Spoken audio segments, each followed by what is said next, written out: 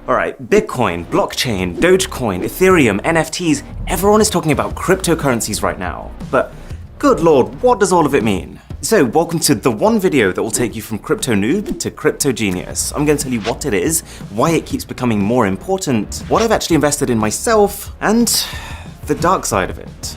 Okay, so when society was in its early stages, there was no such thing as money. We'll call this stage one. The only way to buy something off someone was to go up to them and be like, oh, I really like your horse.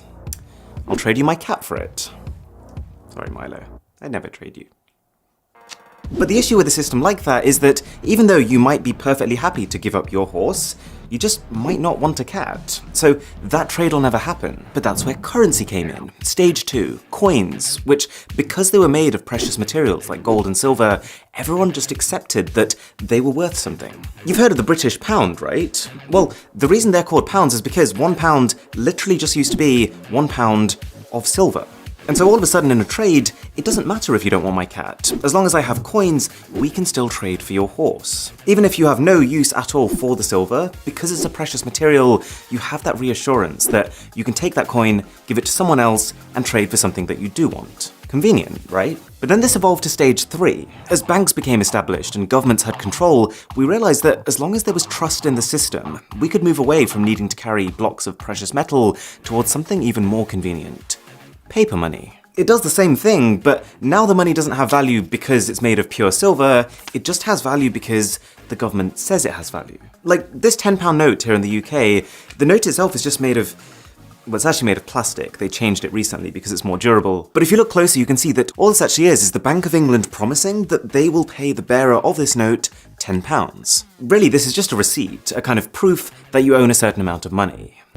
But as technology has improved even further, we found even more convenient ways of storing and trading our stuff. We're now in what I would call stage 4, where more people than ever are buying things online and using credit cards, and really when you're at that stage, we don't see our money anymore. It's not about coins or notes or cats, it's just entries on a spreadsheet. Like when I buy a music album from Amazon, all that's happening is that my bank adds an entry in my spreadsheet that says Aaron now has $10 less, and then Amazon's bank adds an entry that says they have $10 more. So, the reason I've given you this entire intro is to give you context on where cryptocurrency sits. It's seen by many people as the most convenient era of exchange ever.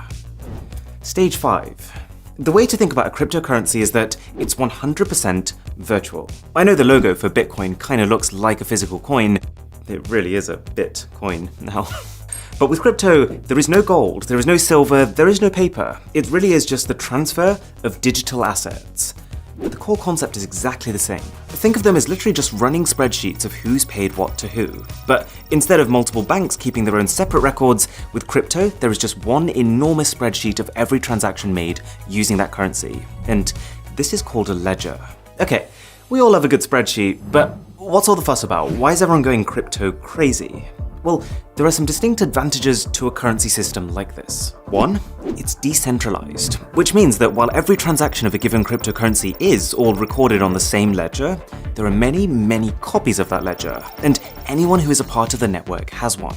You might have heard of cryptocurrency mining, or Bitcoin mining. Well, all that is someone who set up a computer to crunch through transactions on their copy of this ledger or spreadsheet. There are already about 1 million Bitcoin miners around the world, and Bitcoin is just one type of cryptocurrency. The reason they're doing it? Well, if you dedicate your computer's power to mining, say Bitcoin, then you will earn some Bitcoin as compensation. So the result of this is that if I go into a store and spend 5 Bitcoins on something, then instead of just checking with one bank's records, the shop instead checks with every single computer on this network if I have enough. And assuming I do, each computer will give the go-ahead, and then every single one will update their records independently. So because you end up having this many copies of exactly the same ledger, it becomes very easy to tell if anyone's trying anything fishy. Who bought this? Like if I try to hack into someone's computer that's on the network and give myself more money by adjusting figures on their copy of the ledger, it's not going to get through. The system will realize that 99.9% of the copies on the ledger are saying one thing, but one of them is saying something else, so must have been tampered with. There's very clear organization to the system, and I think people believe in it because they see the future as open, traceable transactions, much more so than having like some bits of the record over here and other bits over there. And I know it seems complex at this point, but as we go through this, I think you'll realize that for a lot of people, in a way, it's simpler. There are plenty of areas in the world that have internet access, which is all you'd need for crypto, but don't have access to traditional banks, which require a lot of paperwork and documentation. 2, and I've kind of implied this already, but the main perk of crypto is that you don't need banks anymore. Because everything is stored by the people on this ledger, you can make international payments almost instantly instead of it taking half a day with no spending limits. Plus, you don't need to worry about exchange rates, you don't need to worry about interest rates, and even transaction fees are close to zero. For some cryptocurrencies, that is. But this is where the real fun begins. I'm fun at parties, I promise. The reason that cryptocurrencies are called cryptocurrencies is because they're secured by cryptography. And one example of this, which a lot of the major cryptocurrencies like Bitcoin use, is blockchain. Now, people often get confused by this. Blockchain is not Bitcoin. Blockchain is not a currency itself. Blockchain is just a secure type of ledger. So you know that big spreadsheet that everyone has that's recording transactions? Blockchain is just a way of organizing it, funnily enough, into blocks. So every time I pay for something with Bitcoin, that transaction is recorded as a block.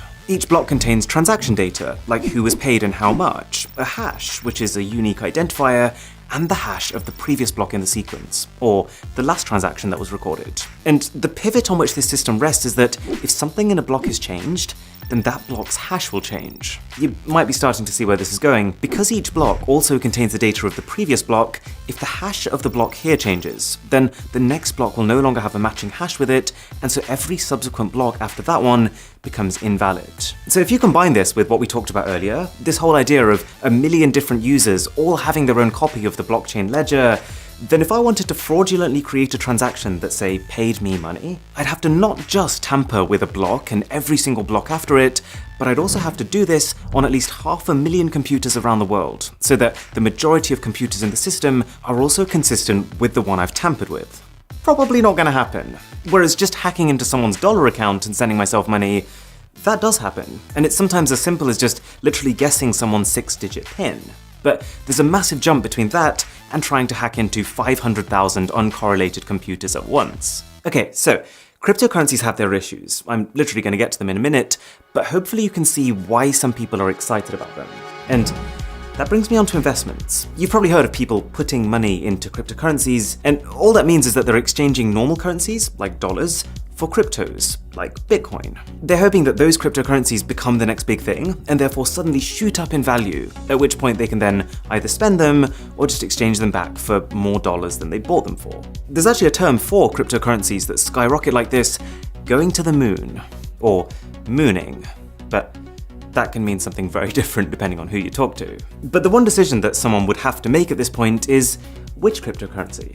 Because we've talked about Bitcoin, but Bitcoin is just one of over 4,000 different cryptos already, and each of them have different properties. For example, Ethereum, which is the second most invested in, can process transactions even faster than Bitcoin. There's one called Cardano, which is considered to be technologically superior. There's one called Litecoin, which has a newer algorithm. And if you are enjoying this video, then a sub to the channel would be delightful.